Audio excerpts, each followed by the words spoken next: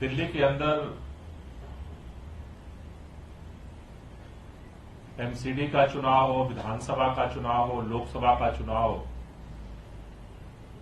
वो लगातार होते रहे और हर चुनाव में दिल्ली के लोग किसी न किसी पार्टी को अपना वोट दे करके अपना प्रतिनिधि चुनते रहे। लेकिन दिल्ली की राजनीति में अरविंद केजरीवाल जी के आम आदमी पार्टी के उदय के पश्चात काम की राजनीति शुरू हुई।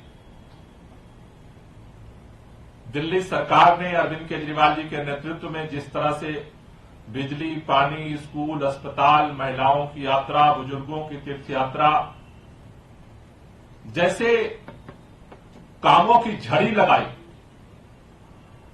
इस काम की राजनीति से दिल्ली के लोगों के दिलों में अरविंद केजरीवाल और आम आदमी पार्टी जगह बनाते गए और दूसरी तरफ भारतीय जनता पार्टी की नकारात्मक राजनीति से लोग धीरे धीरे दूर होते गए। दिल्ली में जब विधानसभा चुनाव में भारतीय जनता पार्टी दोबारा बुरी तरह से हारी, उसके बाद भाजपा ने एक बात सोच लिया कि किसी भी तरह से आम आदमी पार्टी को दिल्ली में हराया नहीं जा सकता, अरविंद केजरीवाल को दिल्ली में हराया नहीं जा सकता, इसलिए इनको षड्यंत्र करके खत्म करना पड़ेगा। और उस षड्यंत्र का सिलसिला शुरू हुआ।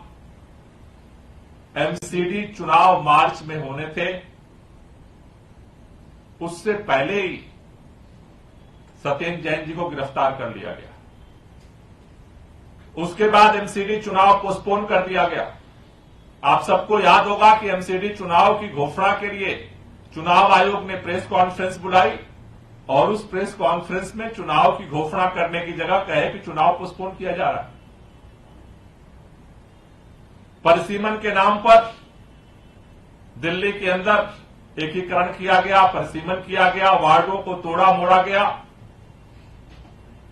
निगेटिव दुष्प्रचार किया गया, एक साल लगातार दुष्प्रचार किया गया, झूठे आरोप लगाए गए। उसके बाद फिर जब गुजरात का चुनाव हो रहा था, उस समय इनको लगा कि अरविंद केजरीवाल तो गुजरात में है, एमसीडी का चुनाव कराएंगे और हम जीत जाएंगे। लेकिन दिल्ली विधानसभा से जिस तरह से भाजपा की विदाई किया था दिल्ली के लोगों ने, एमसीडी के चुनाव में भी इन सारे षड्यंत्र और सारे दुष्प्रचार के बावजूद दिल्ली के लोगों ने भारतीय जनता पार्टी की विदाई की।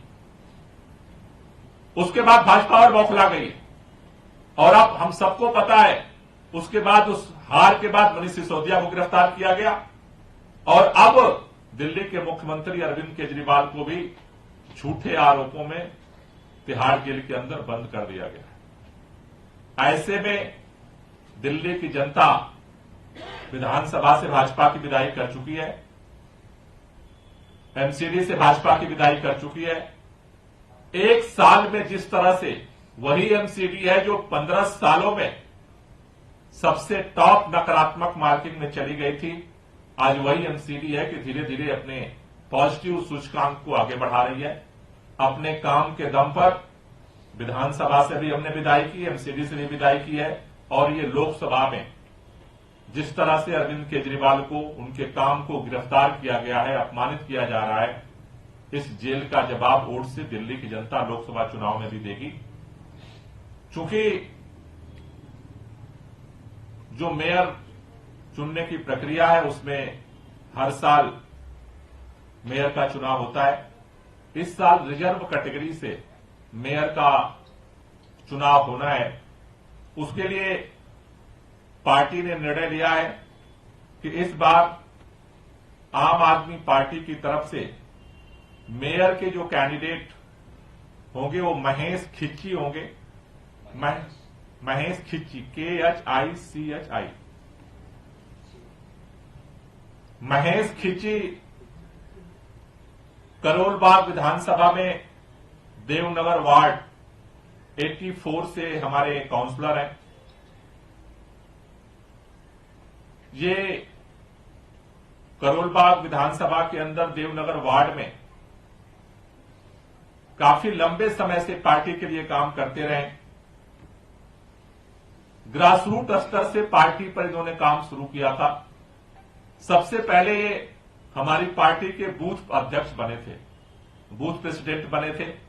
उसके बाद वार्ड प्रेसिडेंट बने। वार्ड प्रेसिडेंट के बाद आरडब्ल्यूए के विधानसभा के प्रेसिडेंट बने।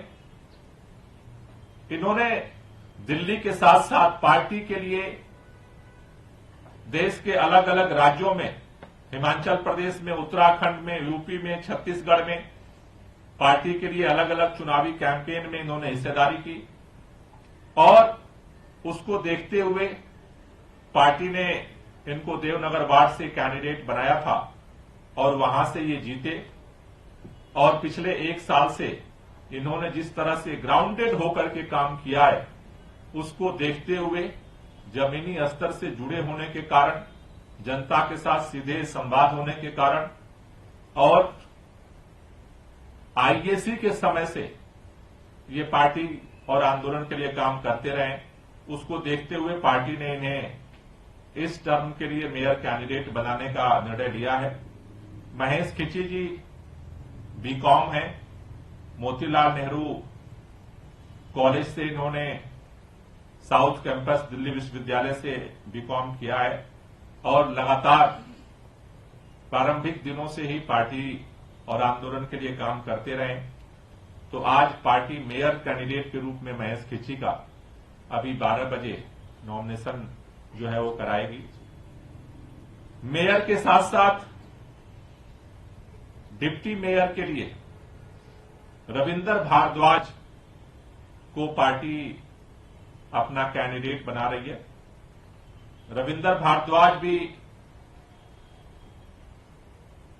आंदोलन के समय से ही पार्टी से जुड़े हैं। ये सेकेंड टाइम काउंसलर है। अमन बिहार वार्ड किराड़ी विधानसभा के अंदर है 41 अमन बिहार वार्ड।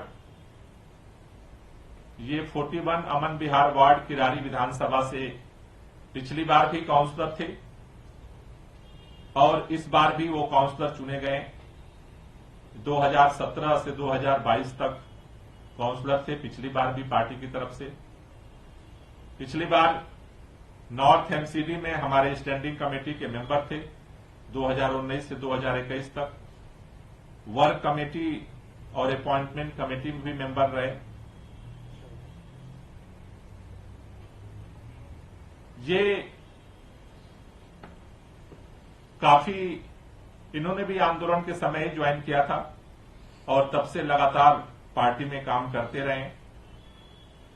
इन्होंने भी हमने सबसे पहले शुरू में पार्टी में लोकल प्रभारी बनाए थे, तो लोकल प्रभारी सबसे पहले ये बने थे।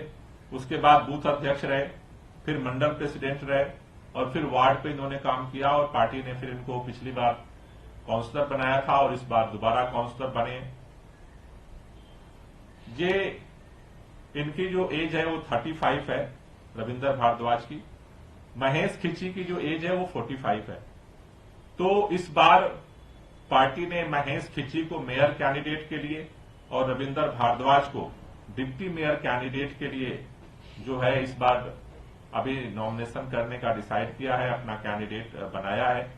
और दोनों जो हमारे कैंडिडेट हैं वो जमीनी स्तर से पार्टी को जानते हैं, हमारे वॉलंटियर्स को जानते हैं और अब पिछले दिनों जो एमसीडी के अंदर कामकाज हुआ है उसके आधार पर हमें उम्मीद है ये दोनों लोग मिलकर के जो काम हमारी शैली ओबेरॉय ने जो आगे बढ़ाया है, जिस तरह से मुझे लगता है कि आला इकबाल ने जो आगे बढ़ाया है उस काम को और ये मजबूती से आगे ले जाएंगे। और जो एमसीडी में हमारा टारगेट है, जैसा दुर्गेश जी ने कहा, उस टारगेट को हम अगले 1 साल में और बेहतर तरीके से पूरा करें। कोई क्वेश्चन हो तो ले लीजिए। संख्या बल में हमने पिछली बार बहुत तमाशा देखा था एनसीडी में, तो अभी जो रिपोर्ट से आ रही है कि बीजेपी भी चुनाव लड़ सकती है उम्मीदवार, तो ऐसे में तैयार है उसके लिए। और दूसरा क्या कांग्रेस जैसे आपको चंडीगढ़ में समर्थन मिला था, क्या दिल्ली नगर निगम में बात हुई उनसे आपको समर्थन दे रहे हैं? क्योंकि अगर वो करते हैं तो संख्या बल बहुत ज्यादा मजबूत हो जाएगी। देखिए, भारतीय जनता पार्टी से हम हर तरह से मुकाबले के लिए हर समय तैयार रहते हैं, क्योंकि वो पहले भी ये करते रहे और चंडीगढ़ के बाद तो पूरे देश ने देखा है कि कैसे वो वोट की चोरी करते हैं। तो भारतीय जनता पार्टी के हर तीन तिकड़म का मुकाबला करते रहे हैं, हम करेंगे। जहां तक कांग्रेस की बात है तो कांग्रेस गठबंधन के साथ हम यहां चुनाव भी लड़ रहे हैं और एमसीडी में भी हम मिलकर के चुनाव लड़ेंगे। ये वहां से कांग्रेस से बातचीत होगी, मिलकर चुनाव लड़ेंगे, ये स्पष्ट है। लोगों से बात हुई।